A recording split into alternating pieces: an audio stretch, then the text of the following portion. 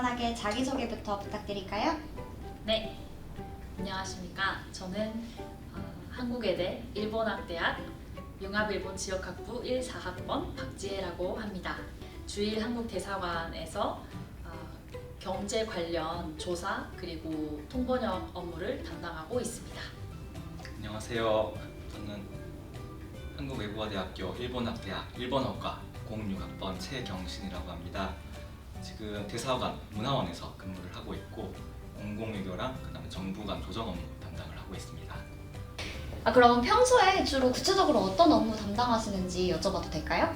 네, 저 같은 경우에는 그 경제 관련해서 대사관 내에서 통역이 필요해지는 경우가 있으면 저희 과 안에 있는 통역들 중에 제가 담당하는 부분은 제가 나가서 통역을 하게 되기도 하고요. 또 뭐 그런 경우는 필요한 경우에 나가고 평소 기본 업무는 일본 국내에 중요한 이슈가 있고 그 중에서도 저는 경제과니까 경제 관련된 그런 것들을 조사하고 또 정리하는 경우들이 많은 것 같아요. 네. 그럼 거기에 계시는 통역하시는 분들은 모두 통번역 대학원을 나오신 분들이신 건가요? 그렇죠, 그렇죠. 지혜 씨도 통번역 대학원 출신이신 것이고요. 맞습니다. 네, 학부 졸업하고 통번역 대학원 진학을 해서 공부를 2년 동안 했습니다. 그러시구나. 문화원은 어떤 업무를 할까요? 저는 지금은 그 한일 교류 업무를 주로 담당을 하고 있는데 그 한국에도 똑같은 행사가 있거든요. 그 한일 축제 한마당이라는 그 정부가 주관하는 그 양국에서 제일 큰 행사가 있는데 네. 그거의 일본 행사를 제가 지금 담당을 하고 있어요. 그래서 그 업무 외에도 그 한일 그 정부 간 조정 업무를 지금 하고 있는데 요즘 같은 경우에는 이제 한국 사람도 일본에 조금씩 오기 시작하고 반대로 일본 사람들도 한국에 이제 관광에 가는 시기가 조금씩 열리고 있는데 그거를 이제 양국 정부가 서로 합의를 해야지 이제 자유롭게 오고 갈 수 있는 제도가 마련이 됐는데 그런 그 제도를 마련하는 준비 지원을 지금 담당을 하고 있습니다. 제가 잘 몰라서 그러는데 대사관이랑 문화원은 뭐 하는 곳이고 거기서 어떤 일을 하시는지 조금 더 자세하게 말씀해 주실 수 있을까요? 대사관은 일본에 있는 한국의 작은 정부라고 보시면 될 것 같습니다. 문화원은 대사관에서 그 문화 업무를 담당하고 있는 부서이고요. 보통 대사관은 그 일반인들이 들어가기 제한이 많이 되는 곳인데 문화원 같은 경우에는 일반인들도 들어와서 한국 문화를 잘 알 수 있도록 전달하고 있는 업무를 담당하고 있는 곳입니다. 그러면은 각자 대사관이랑 문화원에서 업무하시면서 뭔가 되게 기억에 남는 에피소드 같은 게 있으면 하나 소개해 주실 수 있을까요? 지금 대사관에서 근무한 지 5년 정도 됐는데 3년 전쯤에 대통령이 일본에 와서 일본 총리랑 같이 회담을 했던 게 제일 기억에 남는 것 같습니다. 직접 악수하는 것도 보고 둘이 회담하는 것도 보고 하면서 했던 게 제일 기억에 남는 것 같아요. 와. 지혜는 어땠어요? 그러고 보니까 저도 일하다 보면은 뭔가 자주 있는 건 아닐 수도 있지만 그런 자리들이 있는 것 같아요. 뭔가 저는 대통령까지는 아직 본 적이 없고 그냥 조금 그래도 높은 위치에 있는 사람들을 이렇게 직접 볼 수 있는 기회들이 있었던 게 제일 좀 신선한 기억들이었습니다. 두 분 다 너무 멋있는 것 같습니다. 저 같은 일반인들이 별로 이렇게 접하지 못하는 경험들을 많이 하시는 것 같은 느낌이 들어서 너무 멋있는 것 같습니다. 행사 같은 게 있으면 그럴 수 있는 것 같아요.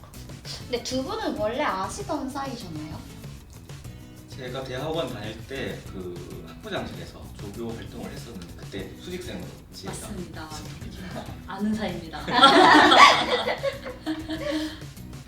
그러면은 꽤 예전부터 이미 한국에 있을 때부터 아시던 사이였는데 그 시절 학부장실에 있었던 그 학부 시절은 두 분 어떻게 보내셨는지 여쭤보고 싶은데요. 저는 학부 시절 때 1학년 때는 1, 2학년 때는 시연 학회 시연을 했었고요. 또 2학년 2학기부터인가는 아까 말씀하셨던 학부 수직생으로서 학부장실에서 조교님을 도와서 학부 사무라고 해야 되나요? 그런 일들을 했었습니다. 저는 입학하자마자 학생회 활동 제일 많이 했던 것 같아요. 오, 무슨 역할이셨어요? 저는 지금 있는지 모르겠는데 그 넷미디어 부장 담당을 하고 있었습니다. 그게 뭐죠? 넷 미디어. 그거 없나? 넷이란 단어를 금시초문인데. 요즘에 잘 쓰지 않는 것 같습니다. 당시에는 지금처럼 그 홈페이지가 없었어요. 일본어 대학 홈페이지가 없고 다음 카페로 학교 행사라든지 그런 걸 다음 닷넷. 요즘 친구들이 다음을 모를 가능성이 좀 높은 것 같은데요.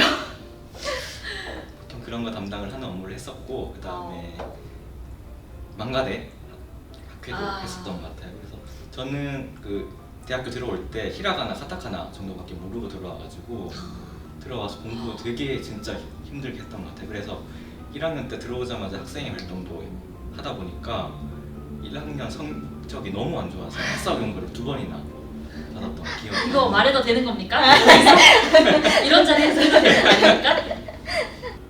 그리고 나서 군대 다녀오면서 지금처럼 생활을 하면은 졸업도 못 하겠구나 너무 생각이 들어서 3학년 군대 마치자마자 바로 일본 워킹 홀리데이 와가지고 무조건 열심히 한 것 같아요.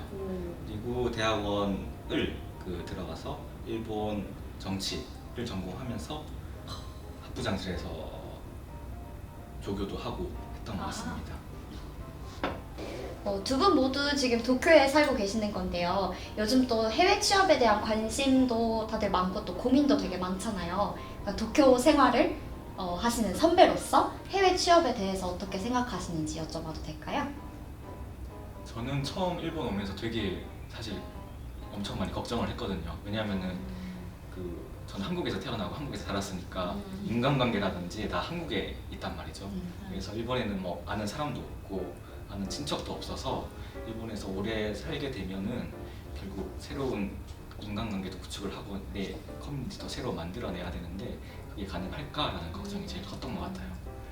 근데 너무 잘 살고 계신 것 같은데. 일본어에도 스메바 미야코라는 말이 있잖아요. 지금 이거 들으시는 분들도 사실 일본어 전공을 하고 계신 분들이라면은 크게 걱정 없을 거예요. 진짜 생활하면은 어떻게든 다 살아갈 수 있어요.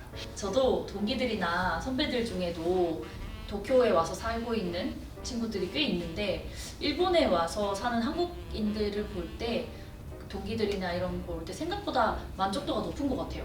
네. 뭐 사실 있을 거 다 있고 살기 좋긴 하니까 편리하기도 하고 처음에 적응하는 시간이 좀 필요하긴 하지만 그 시간을 잘 넘기면 보통 되게 만족스럽게 잘 생활을 하고 있는 것 같습니다. 저 같은 경우에는 초반에 가족이 매우 보고 싶었던 순간이 있었는데요. 그런 것만 잘 넘기면은 저도 잘 지내고 있는 편인 것 같아요. 앞으로의 진로를 고민하는 친구들에게 한마디 조언해줄 만한 거 혹시 있으실까요? 저는 본인이 관심이 있는 분야가 있거나 그러면 정보를 많이 알아보고 또 뉴스 같은 것도 많이 찾아보고 해서 그러한 것들을 익혀놓으면 도움이 많이 되는 것 같아요. 지금까지 경험상으로도 자잘한 것들이 생각보다 도움이 되었던 경험이 많이 있었던 것 같아서 업무할 때도 그렇고 공부할 때도 그렇고 그래서 신문이나 뉴스를 가까이 하면 확실히 어디선가 많이 쓰인다라는 생각이 좀 들어서 저는 정말 그런 것들을 챙겨보는 걸 싫어했었는데 정말 싫지 않다면 그런 것들을 지속해보는 것도 방법일 거라고 생각이 들고요.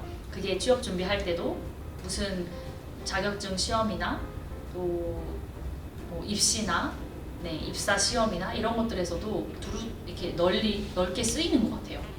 그랬던 경험들을 좀 나눠보고 싶습니다.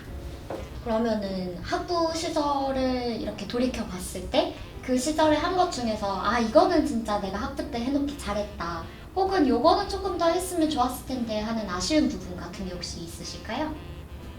저 같은 경우에는 대외 활동 일부러 많이 하려고 노력을 했던 것 같아요.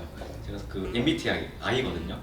근데 그거를 되게 극복을 하려고 많이 노력을 했어요. 그 중에 제일 많이 했던 게 대외 활동인데 학부 시절에는 유네스코에서도 보란티아 활동도 했었고요.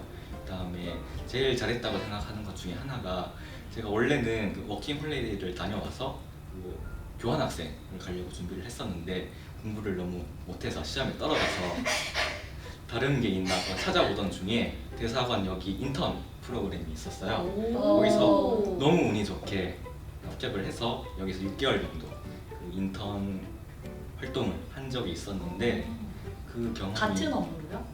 네, 문화원이었고요. 문화원에서 그 당시 SNS 쪽이랑 그 다음에 문화원에서 하고 있는 사업 서포트하는 역할을 많이 했었습니다. 그래서 지금의 제가 여기에 있지 않나 싶을 정도로 제일 큰 기회였던 것 같아요, 저한테. 인생을 바꾼 기억을 맞아요. 학부 시절에 이미 맞아요. 하셨네요. 약간 취직을 위한 그 줄을 미리 잡았다.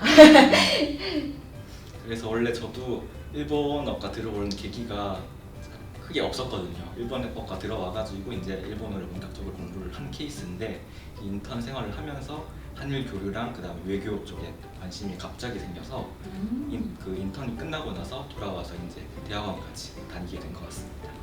저는 좋았던 것도 물론 많지만 뭔가 생각이 나는 아쉬운 거는 그 학부 시절 때 융합일본 지역학부에서 주로 경제 쪽 수업 그리고 정치 쪽 수업으로 나뉘는데 거기서 제가 경제에 대해서 너무 아는 게 없다 보니까 두려워서 정치 쪽 수업만 주구장창 들었었던 기억이 나요.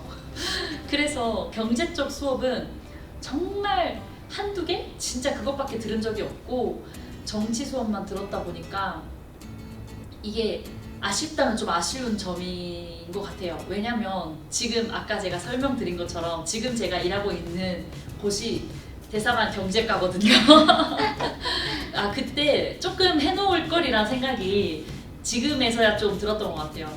뭐 그렇지만 여러분 중에도 혹시 지금 듣고 있는 학생분 중에도 혹시 그런 분들이 내가 좀 편식을 하는 분들이 있을지는 모르겠는데 그러나 또 괜찮다는 얘기도 해주고 싶은 것 같아요. 제가 전혀 배우지 않은 쪽에서 일하게 되는 전형적인 케이스이기 때문에 와서 노력해서 또 극복할 수도 있다라는 것도 또 알려드리고 싶긴 합니다. 예. 워낙 융지에는 정치, 경제, 사회, 문화 다양하게 수업이 있으니까 골고루 들으면은 어쨌든 많이 나중에 도움이 되는 것 같아요. 맞아요. 그러면은 지혜씨는 혹시 융지에서 혹시 수업에서 배운 거 나 뭐 이렇게 수업에서 공부했던 것 중에 도움이 된 순간 지금에 와서 굉장히 도움이 됐다라고 생각하는 순간이 혹시 있었나요? 제가 융지 졸업하고 나서 대학을 졸업하고 나서 사실 누구나 그런 생각 한 번쯤 해볼 텐데 내가 배웠던 게 의미가 있었나? 그리고 그리고 그때 배웠던 것이 이제 하나도 생각이 나지 않고 이런 경우들이 있으실 거예요. 저도 그렇게 생각을 했던 순간도 있는데 제가 통번역 대학원을 갔거든요. 근데 가서 사실 통번역 대학원을 가면 되게 다양한 분야에서 통역을 할 수 있게끔 훈련을 받게 되는데 그때 정말 신기하게도 제가 융지에서 배웠던 게 머리에 남아는 있구나라는 거를 느꼈거든요. 왜냐면 일본 정치 관련된 내용을 통역하는 연습을 할 때는 그게 더 반갑고 익숙하게 다가오더라고요. 제가 정치에 대해서 아는 건 많지 않지만 그때 많이 들었고 수업에서 그렇게 정치 쪽 수업을 또 제가 많이 들었지 않습니까? 그래서 그게 나중에 대학원에서 공부를 하면서 역시 조금이라도 배경 지식이 있는 것이 나중에 무엇을 하더라도 도움이 되긴 하는구나 라는 거를 그때 느꼈죠. 또 하나 있다면 융지에서 발표를 그렇게 많이 시켰거든요. 그때 모든 수업이 다 발표죠. 예, 그렇습니다. 한 수업당 한 번이 아닐 수도 있어요. 그렇죠. 그때 정말 절망적이었는데 근데 나중에 또 이것도 대학원 가고 나서의 일인데 대학원에서도 발표를 시키는 순간이 있더라고요.